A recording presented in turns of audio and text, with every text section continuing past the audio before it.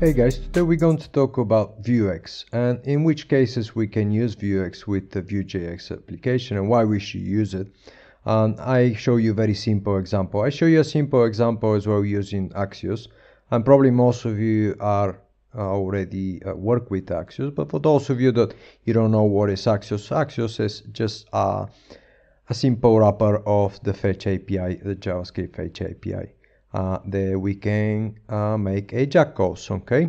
So what about the Vuex and why we should care about Vuex? Well, Vuex is a state manager for Vue Js, and it's like a centralized store that everything is put all together and all your data is in one place.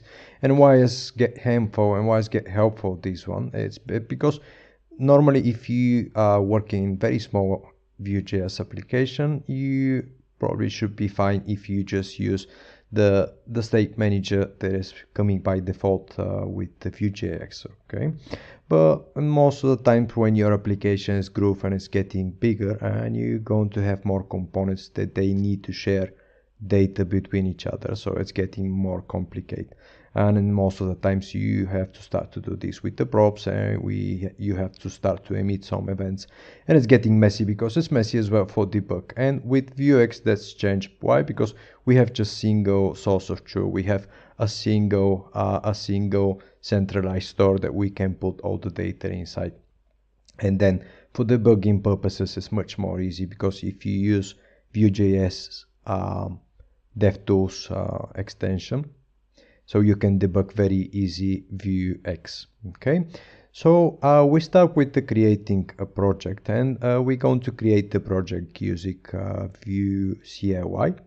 And if you don't know how to use Vue CLI or how to install Vue CLI, under the description of this video I'm going to put a link of one of my videos that I show you how to install and how to start very simple with the Vue CLI. Okay, we open the terminal where we're going to navigate to our working directory. In my case it's going to be a web.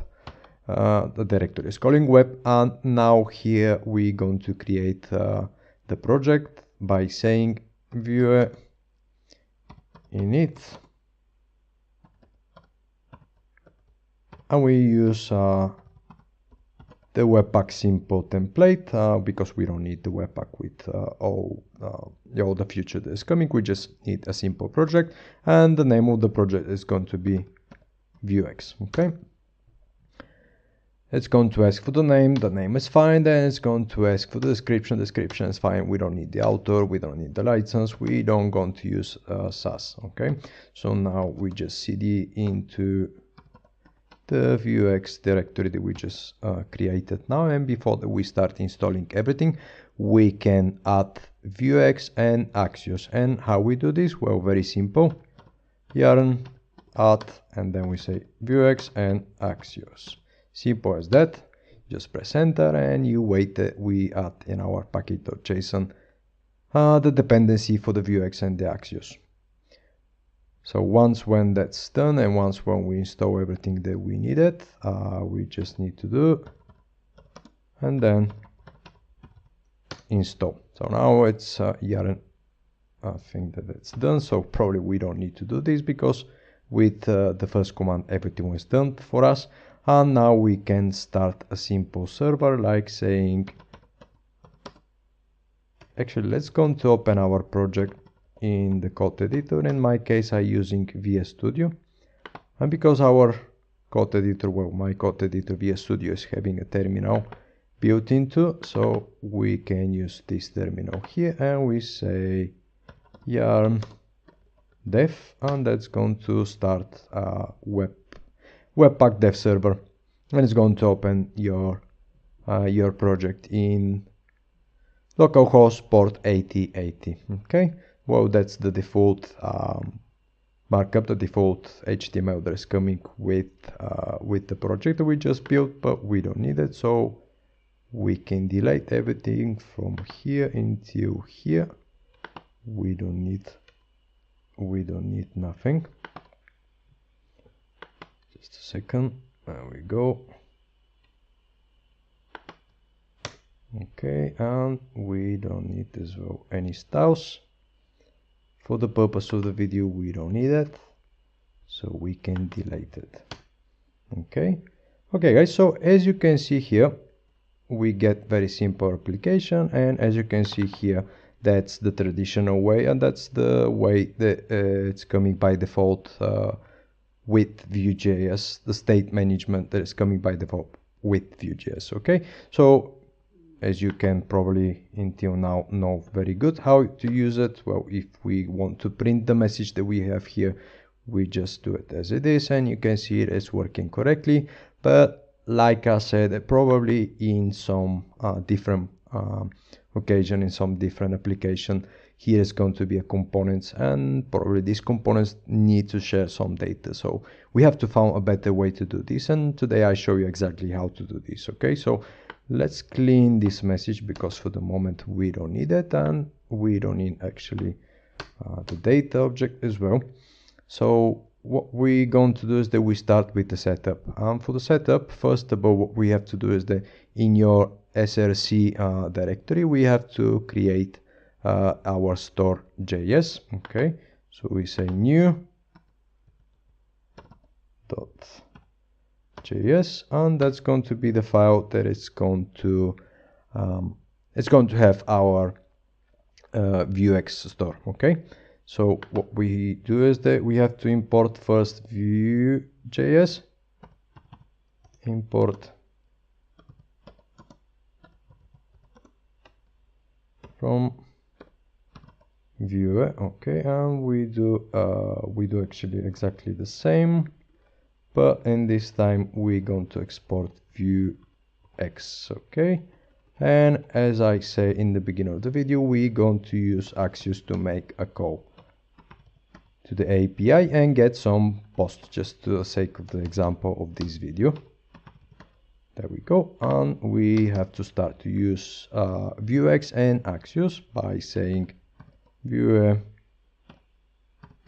use, and inside we say Vuex and Axios. Save it. Okay, and let's start to create our store by saying export default, and we say new Vuex, and then we say store. We open our object here, and first of all we start with a very simple state, and we put some test inside just to see that everything is working correctly. So we say state, and inside we say test, and test is going to be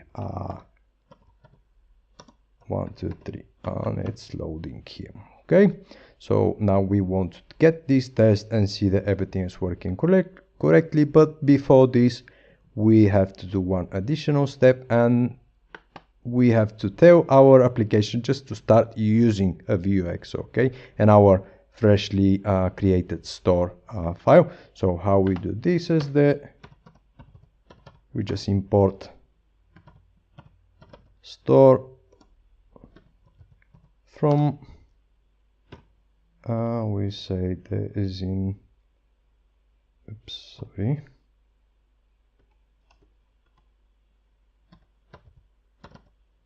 and here we need one .mv. Okay, and we have to start using it by just putting down there, and we're done with that. So let's test that actually we can get the test from our state we can get in our application. The easy way that you can do this is by saying this dot, and then you say $,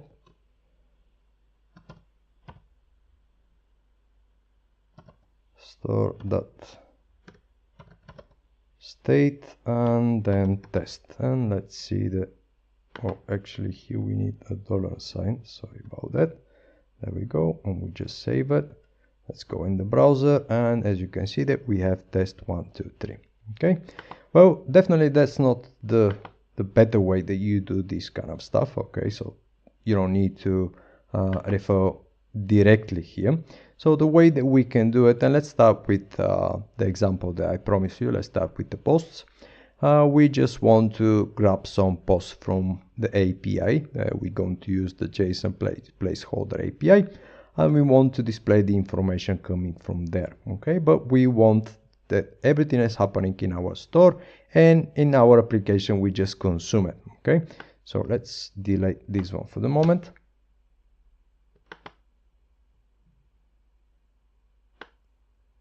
Let's make this more smaller. Let's go in our store, and here we say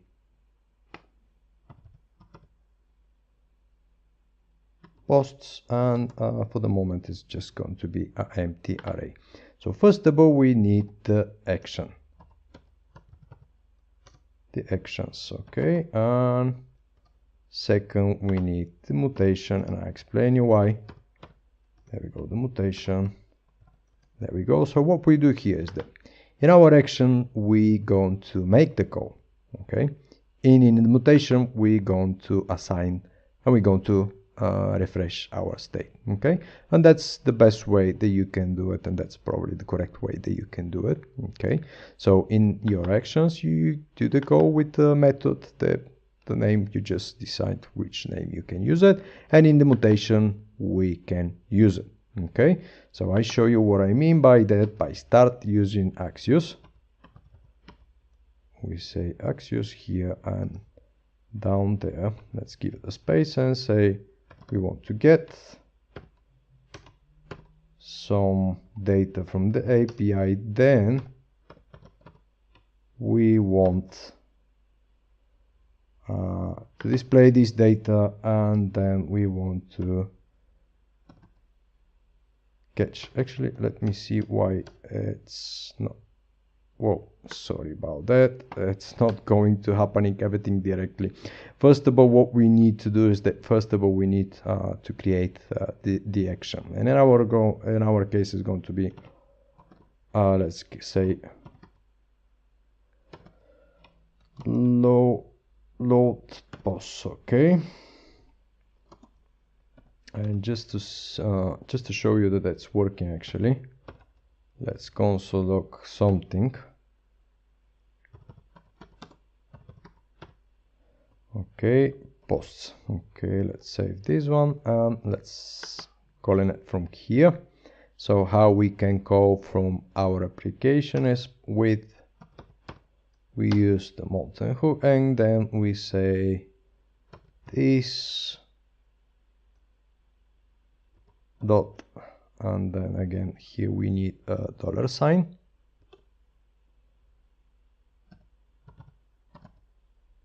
and then we say dispatch, and inside we say we specify the name with the string syntax. We specify the name of the method we want to use actually from the store. In our case that's the post. Okay, so we going to activate it by doing like so. Let's save it, and let's go here to see that actually in the console we get load post. There we go. So it's working effectively. Once when we have this done, let's continue with making the Ajax call. So here what we say is that actually let me start from here. Now we can say Axios, and then down there we can say get. There we go, and then once when we get the information, we're going to prepare the information, and then we need to catch in case that we have some errors. Okay, error, and that's going to use arrow function, and we want to console log the error in case that we have some error. Okay, there we go. Sorry. Perfect. Let's start with taking some let's start with the get the API. Let's open the browser and we can navigate to let's say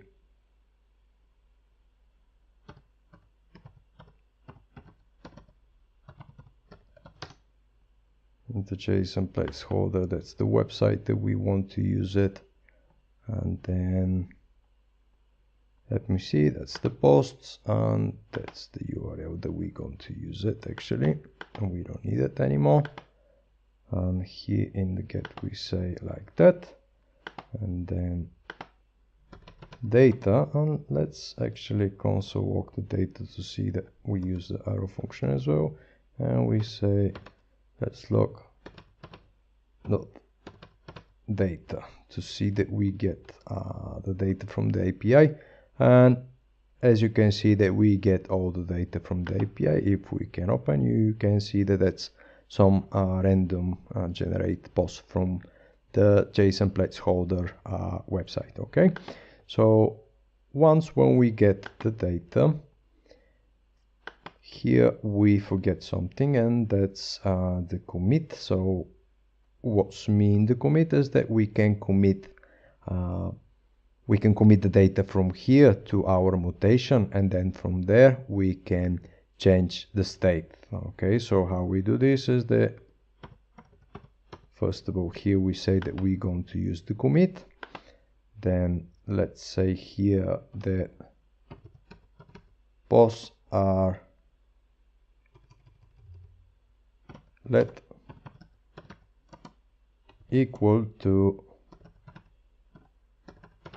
the data. Okay, and under we start with the commit. Okay, and what we want to commit. So in our mutation, let's create a method that is going to call well, set and then underscore posts. Okay, set posts. So we have to take state as a param, and then we have to take posts as a param as well, because we're going to use it. And inside what we're going to say is the state dot, if you remember, that's our empty array for the moment. It's going to be equal to the posts. Okay, so in our commit, again, we use the string method, the string syntax, and we activate the set posts, and like a second params, we're going to use the posts. Okay, there we go. So we call the set post, and then we pass the post here, and then we change the state post to a new populate with the new data that's coming from the API. Okay, let's save it. Okay, so how we can use this in our application? When we go in our application, we're going to need to import what was it? Oh, that's going to be object map state, and we get the map state from Vuex, and you see why we use the map state. Okay, with the map state you can get the information that you need from your store, and I show you now how. Here we say computed, oops, sorry, computed property, and then inside we say, oops, sorry, map state, and that's going to be inside the, actually we need as an array. Why? Because here we say, okay, so what's this going to do is that it's going to map the post from here, okay, in our application, so we can use it anywhere in our application as it posts. Okay, So just to show you that that's working actually, let me see that we don't get any errors here. We don't. So let's say h1, and in our h1 we say v4. There we go. And because I'm using Emmet, and I'm using Emmet with the Vue Js syntax, as you can see, as well I'm using extension for Vue Js. As you can see that easily it's create everything for me. I just have to change the items with the posts, okay? And inside we can say, well, we need the title, right? Item dot title. There we go. Okay, so you see what we do here. Okay, let's recap everything. In the store, in the action, we create the code and we get the information, we get the data from the API. Okay, once when we get the information, once when we get the data from the API, with the commit helper function that the Vuex is coming, we just pass it this information that is coming from the API to our mutation, and in the mutation we have the setPost method. And the setPost method here, it's going to be responsible to take the state, take the post in the state, and then update it with the new post coming from the API. Okay, and here in our application we just need as well another helper that is a map state, and then we pass the post from there. How we activate as well all this process is that with the mounted hook, we just say dispatch and we load a post, and that means that we just activate all this process. Okay guys, so as you can see, that's much more clean way, and for some complicated and large application, probably is going to be the best way that you can do it. Okay, so guys, thank you so much for watching. If you liked the video, I appreciate if you give us a thumbs up, and if you subscribe for my channel. Thanks a lot, and we'll see you in the next video. Bye.